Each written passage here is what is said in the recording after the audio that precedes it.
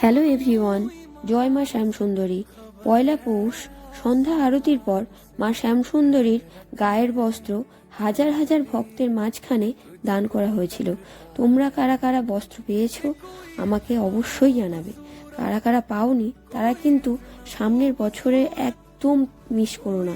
মায়ের গায়ের এই চাদর আমিও একটি পেয়েছি, আমারও ভীষণ ভালো লেগেছে। তোমরা সবাই ভালো থেকো, সুস্থ থেকো।